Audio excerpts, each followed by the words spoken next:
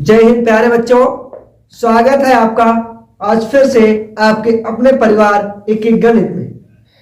प्यारे बच्चों, कल आप सभी ने पिछले वीडियो में आप सभी ने धातुओं के भौतिक गुण देखे थे, रासायनिक गुण भी देखे थे। ठीक है, chemical properties of metals, physical properties of metals, ये आप पढ़ चुके हैं। उसके बाद आज मैं आपके लिए यहां पर लेकर हाजिर हूं नॉन मेटल्स, अधातुएं। अधातुएं क्या होते हैं, अधातुएं क्या होती हैं? तो बच्चों, पहला तो मैं आपको बताता चलूं तत्व। ठीक है, छोटे छोटे कणों से मिलके। ठीक है, तो ये पूरा बेसिक मैंने दे दिया है। अब तत्व बनते हैं तो वे छोटे छोटे कण जिनसे मिलकर पदार्थ को निर्मित किया जाता है, तत्व कहलाते हैं। ठीक है, फिलहाल तो ये पूरा हो चुका है, पिछले वीडियो में मैंने दे चुका है, आप पूरा बेसिक देख सकते हैं इसका। और यहाँ पे अब तत्वों को तीन भागों में बांटा गया है, धातु, अधातु और युक्त धातु। ठीक है, तो धातुएं आप पढ़ चुके हैं, मेटल्स आप पढ़ चुके हैं, अब आप नॉन मेटल्स पढ़ेंगे, अधातुएं। ठीक है, तो अधातुएं क्या होते हैं? ठीक है, ऐसे तत्व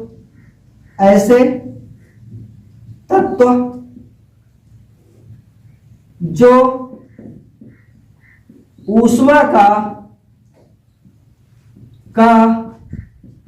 चालन नहीं करते हैं। ठीक है, नहीं करते हैं, अधातु कहलाते हैं। क्या कहलाते हैं बच्चों? अधातु कहलाते हैं, अधातु कहलाते हैं। बच्चों, वे तत्व जो ऊष्मा का चालन नहीं करते हैं, अधातु कहलाते हैं। दूसरी डिफिनेशन आप लिख सकते हो, जो इलेक्ट्रॉन या वे तत्व, ठीक है, जो इलेक्ट्रॉन को ग्रहण करने की प्रवृत्ति रखते हैं। ठीक है, इलेक्ट्रॉन को ग्रहण करके ऋणायन बनाते हैं, अधातु कहलाते हैं। जैसे Cl आप ले लीजिएगा, क्लोरीन आप ले लीजिएगा, तो इसका एक इलेक्ट्रॉन जो है वो ये किसी से लेता है। ठीक है, ये किसी से एक इलेक्ट्रॉन लेता है, समझ रहे हैं ना? ठीक है, तो लेता है भाई, तो इस पे Cl पे एक निगेटिव चार्ज यानी कि एक माइनस चार्ज आ जाता है। ठीक है, इस पे निगेटिव चार्ज आ जाता है, समझ गए? तो ये क्या है? अधातु है, अधातु है, नॉन मेटल्स है। ठीक है, दूसरा आप देखिएगा, ऑक्सीजन को मैं ले लेता हूं यहाँ पे, ये दो इलेक्ट्रॉन क्या करता है? लेता है किसी से। ठीक है बच्चों, 2 इलेक्ट्रॉन्स लेता है किसी से। ठीक है, तो ये क्या है भाई? O पे 2 जो है आपका निगेटिव चार्ज आ जाता है। ठीक है, 2 यहाँ पे आ जाते हैं इसके। ठीक है, ये थोड़ा बड़ा बना देता हूँ मैं, आपको दिख नहीं रहा होगा। ठीक है, इस तरीके से। ठीक है, तो आप देख रहे हैं ये सारे अधातु हैं। क्या है? ये अधातु है। जैसे ऑक्सीजन है, क्लोरीन है, फास्फोरस है, ठीक है, आयोडीन है, कार्बन है, ये सारे क्या है? अधातु है। नोट कर लीजिएगा। ठीक है, chlorine, oxygen, phosphorus, carbon, iodine, ये क्या है? आपकी अधातुएं हैं बच्चों। ठीक है, चलिए इसे साफ कर देगा भाई। चलिए इसे हटाइए।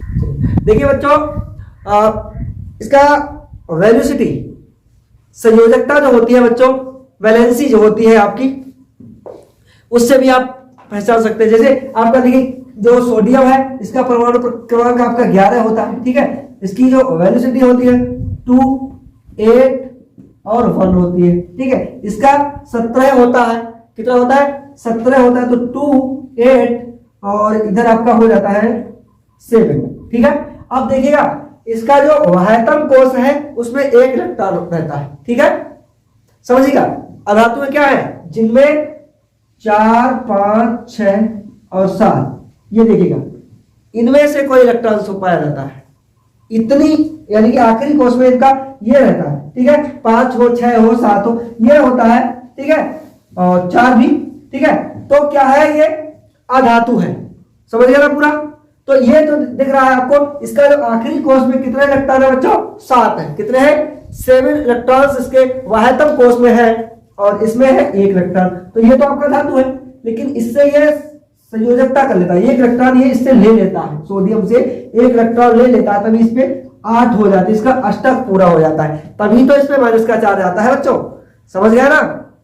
तो इलेक्ट्रॉनिक विन्यास आप नहीं कर पाते हैं तो कमेंट में मुझे बताइएगा, मैं आपको इलेक्ट्रॉनिक विन्यास का एक स्पेशली वीडियो दे दूंगा आपको, ठीक है, पूरा आपको समझ में आ जाएगा, ठीक है, वेलोसिटी पूरी आपको आ जाएगी, ये समझ गए आप। तो ऐसा अगर होता है जैसे आपका 5 6 7 ये 4 भी है, ठीक है, ये इलेक्ट्रॉन यदि बाह्यतम कोश में आते हैं तो वह अधातु है, समझ गया पूरा, ठीक है। चलिए बच्चों अधातुएं जो है आप जान गए हैं, अब आप देखिएगा उनका physical properties of non metals, अधातुओं के भौतिक गुण। बच्चों अवस्था इनकी अगर आप पूछेंगे तो ये तीनों अवस्थाओं में पाई जाती है, जैसे कार्बन है, सल्फर है, फास्फोरस है, ये जो है आपकी ठोस अवस्था में पाई जाती है, ठीक है। कार्बन, सल्फर और फास्फोरस लिख देता हूं मैं आपका, कार्बन, सल्फर, फास्फोरस, ठीक है, ये आपका ठोस में पाई जाती है, ठीक है, समझ गए। द्रव में ब्रोमीन पाया जाता है आपका, ब्रोमीन जो है वो द्रव अवस्था में पाई जाती है, ब्रोमीन एक ऐसी अधातु है जो द्रव अवस्था में पाई जाती है, समझ गए। ये क्वेश्चन आता है आपका 1 नंबर में आ जाएगा, ऐसी कौन सी अधातु है जो द्रव अवस्था में पाई जाती है, ठीक है, तो वो आपकी ब्रोमीन है बच्चों।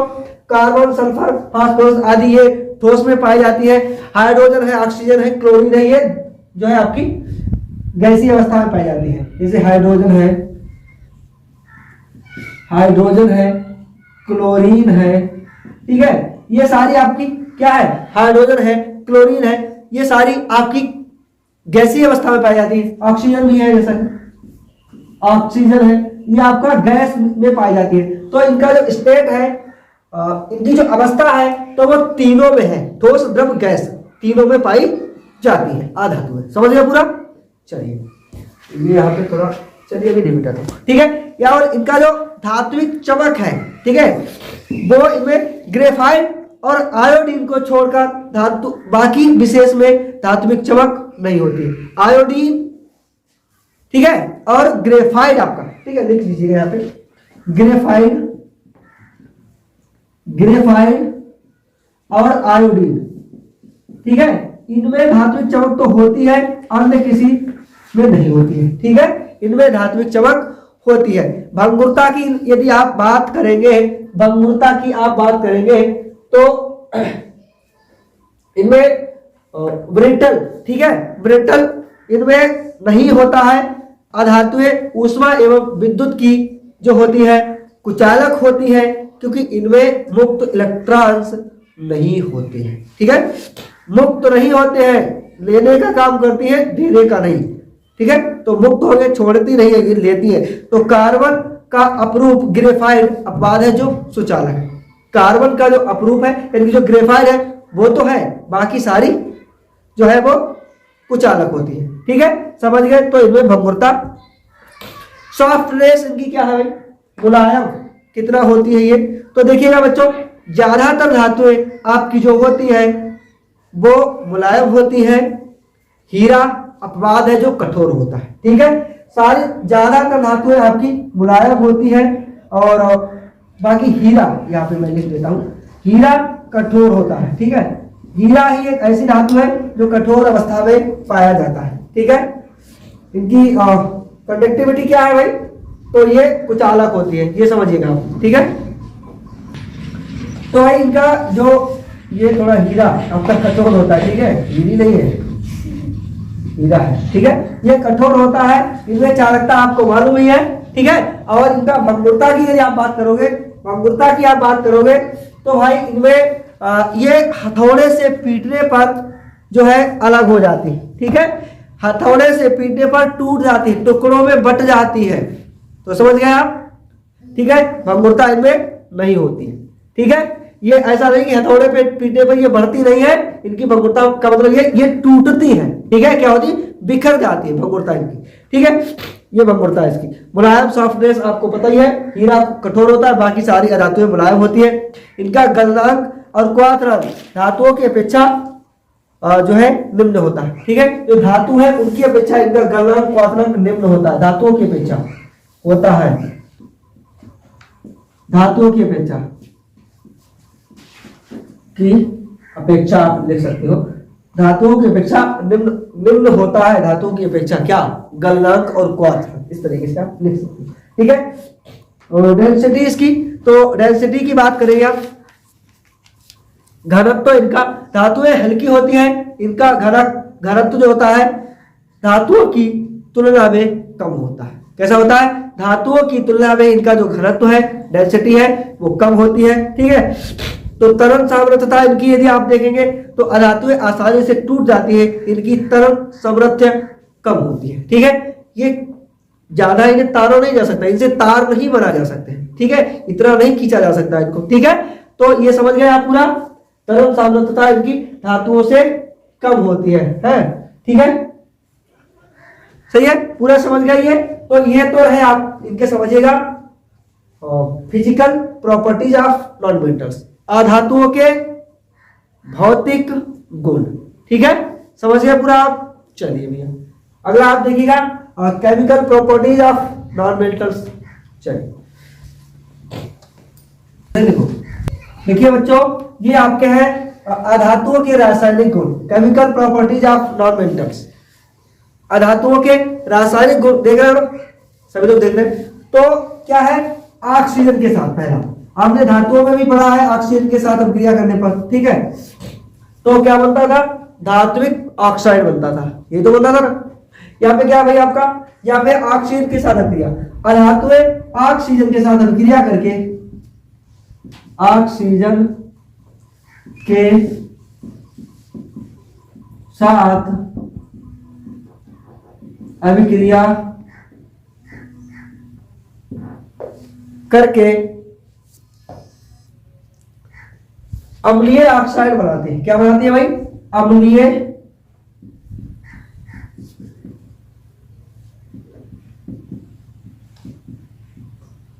ऑक्साइड बनाती है। ठीक है, जो अधातुएं हैं वो ऑक्सीजन के साथ जब अभिक्रिया करती हैं बच्चों, तो वो अम्लीय ऑक्साइड बनाती हैं। जैसे कार्बन है, ऑक्सीजन के साथ अभिक्रिया करेगी, क्या बनाएगी भाई, CO2 कार्बन डाइऑक्साइड, जो अम्लीय है। ठीक है, इसकी प्रकृति कैसी है बच्चों, अम्लीय है, समझ गए ना आप, इसकी प्रकृति कैसी है, अम्लीय है। तो जो अधातुएं हैं वो ऑक्सीजन के साथ अभिक्रिया करके अम्लीय ऑक्साइड बनाती है। ठीक है, तो ये देखिए आपका, देखिए रहेगा, कार्बन ऑक्सीजन के साथ अभिक्रिया करके CO2 बनाता है, अम्लीय बनाता है। इधर आपका 2Cl2 क्लोरीन है। ठीक है, आपका 7O2 से अभिक्रिया करके ऑक्सीजन के साथ अभिक्रिया करके क्लोरीन हेप्टा ऑक्साइड बनाता है। क्या बनाता है, क्लोरीन हेप्टा ऑक्साइड बनाता है। देखिए भाई, इसका आप नहीं समझ पा रहे होंगे, देखिए 2 और ये 2, 2 दूने 4, चलिए इसका तो कोई मतलब नहीं है, 2 दूने 4, ये सेम ही आ जाएगा, है ना। ऑक्सीजन यहाँ पे 2 लगा हुआ है, तो ये वाला 2 यहाँ पे आ गया, यानी कि ये हो गया आपका, तो 2 ये हो गया, और 7 ये 2 7 14, यानी कि 2 7 14 ऑक्सीजन आता पूरा, दिख रहा है। इस तरीके से ये अभिक्रिया हो जाती है यहाँ पे, तो क्लोरीन हेप्टा ऑक्साइड बनाता है ये। ठीक है, ऑक्सीजन के साथ अभिक्रिया करके।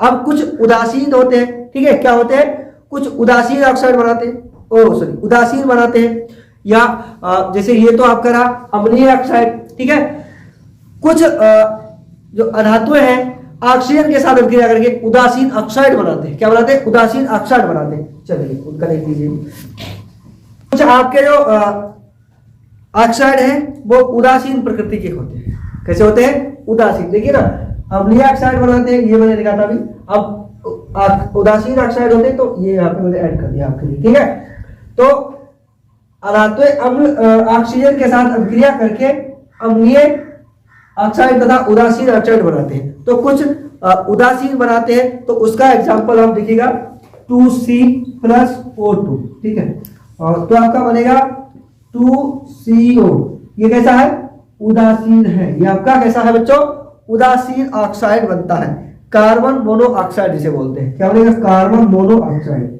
कार्बन मोनोऑक्साइड बनता है, ठीक है। कार्बन मोनोऑक्साइड समझ रहा है पूरा? इस तरीके का ये अगर पूछा जाता है उदासीन ऑक्साइड, ठीक है, तो ये एग्जांपल आप दे सकते हैं, ठीक है। चलिए इसका यही एक ही एग्जांपल देता हूं, ठीक है। चलो बच्चों, हाइड्रोजन से क्रिया, अधातुएं जब हाइड्रोजन, आपसे प्रश्न पूछा जाता है क्या होता है जब अधातु की हाइड्रोजन के साथ क्रिया कराई जाए, क्या प्राप्त होता है जब अधातु की क्रिया हाइड्रोजन से हो, ठीक है। इस तरीके के प्रश्न आपसे पूछे जाते हैं बच्चों। तो इसमें आप ये बता सकते हो अधातु हाइड्रोजन से क्रिया करके सहसंयोजक बनाती है। क्या बनाते हैं बच्चों? सहसंयोजक बनाते हैं। जैसे C कार्बन प्लस 2H, ठीक है, तो क्या बनेगा? CH4 यानी कि मेथेन। क्या बनेगा? मेथेन बनेगा बच्चों, ठीक है। क्या बनेगा आपका? CH4 methane. तो ये मेथेन बनता है आपका, ये एक एग्जांपल होगा। इस तरीके से आपसे पूछा जाता है कि अधातुएं हाइड्रोजन से क्रिया करती है तो क्या बनाती है बच्चों? तो ये मेथेन बनाती है, ठीक है, यानी कि सहसंयोजक बनाती है। समझ गया ना? मान लीजिए 2 फास्फोरस प्लस 3H, ठीक है, ये ले लीजिएगा। तो आपका क्या बनता है भाई? देखिए तो आपका बनता है बच्चों फास्फीन। क्या बनता है? फास्फीन। 2PH, देखिए 2 है, 3 आएगा ना बच्चों, क्योंकि 2 PH यानी कि 6 हाइड्रोजन है, तो फास्फीन है आपका, फास्फीन बनता है बच्चों, ठीक है। इस तरीके से एग्जांपल आप दे सकते हैं। ये 2 उदाहरण मैंने आपको दे दिए हैं बच्चों। इस तरीके के आप इस तरीके से 2 ही है, 1 या 2 ही पूछा जाता है आपका, ये आपका तैयार हो जाता है, ठीक है। ज्यादा नहीं पूछा जाता है और ज्यादा में आप पढ़ेगा नहीं, ठीक है। तो हाइड्रोजन के साथ अगर अधातुएं क्रिया करती है तो सहसंयोजक बनाते हैं, ठीक है। समझ गया पूरा? चलिए देखते हैं क्लोरीन से क्रिया, ठीक। प्यारे बच्चों, ये आपका है क्लोरीन से क्रिया, ठीक है। जब आपसे पूछा जाएगा क्या होता है जब अधातुओं की क्रिया क्लोरीन से की जाए, ठीक है, या अधातु क्लोरीन से क्रिया करती है तो क्या प्राप्त होता है, इस तरीके से भी आपसे पूछा जा सकता है।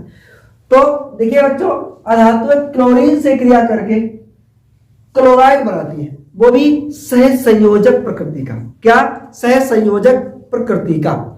तो आप देखिएगा कार्बन प्लस 2Cl2, 2Cl2, ठीक है, 2Cl2, कार्बन और 2Cl2 का कराएंगे आप तो क्या बनेगा? कार्बन टेट्रा क्लोराइड, ठीक है। तो आपका बनेगा C और 2Cl2, ठीक है। क्या बनेगा? ये 4 हो जाएगा ना, फिर तो 4 हो जाएगा, CCl4, ठीक है। ये आपका बन जाएगा बच्चों, ठीक है। ऐसा एक और एग्जांपल आपका देखिएगा। देखिए इस तरीके के एग्जांपल्स आपके बिना एग्जांपल के पूछा ही नहीं जाता है। एग्जांपल तो आपको देना ही पड़ेगा, उदाहरण तो आपको देना ही पड़ेगा। सल्फर का और 2S प्लस 2Cl क्या हो जाएगा भाई? 2S, ठीक है। ये आपका हो जाता है, या ऐसे तो नहीं कह सकता हूं फिर, या तो फिर इस तरीके से करिएगा S2 और Cl2, ठीक है, क्योंकि सहसंयोजक प्रकृति का है ना। तो सल्फर, ये जो है सल्फर के साथ क्लोरीन की क्रिया कराई जाएगी तो ये आपका ये प्राप्त होगा, ये कराएगा तो ये मिलेगा, ये, ठीक है। ये पूरा आप समझ गए हो, सही है, पूरा समझ में आ गया। चलिए अब देखते हैं हम लोग विस्थापन क्रिया से, ठीक है बच्चों। ये क्या है? विस्थापन क्रिया। विस्थापन क्रिया अधातु में कब होती है? देखिए अधिक किस तरीके से होती है। देखिए विस्थापन होता है इनमें क्या कि जब अधिक क्रियाशील अधातुएं कम क्रियाशील धातुओं को उनके लवण विलयन से विस्थापित करेंगे, ठीक है। ये भी हो जाएगा कि लवण विलयन से अधातुओं की क्रिया कराई जाए तो ये भी क्वेश्चन बनता है आपका, ठीक है। तो आप देखिएगा इसमें क्या है भाई, देखिए 2Na Br Cl2, ठीक है, प्लस Cl2, तो Br और सोडियम, ठीक है, ये पूरा लवण विलयन है आपका। इससे क्लोरीन की क्रिया कराई जाती है, तो ये जो Cl है Br को विस्थापित कर देता है, इसे वहां से भगा देता है, ठीक है, और उसकी जगह पे स्वतः आ जाता है। देखिए 2NaCl, ठीक है, Br इधर हो गया आपका, लेकिन ये 2 होगा, ठीक है, क्योंकि यहाँ पे 2 होगा भाई, इधर देखिए 2 पूरा Br है, ठीक है, यहाँ पे लिखा है, चलिए कोई बात। तो ये आप समझ गए, ये लवण विलयन है आपका, इससे ये जो Cl है ये इसे विस्थापित करके, ठीक है, इधर यहाँ पे Br का स्थान ले लेता है, ठीक है, समझ गए पूरा।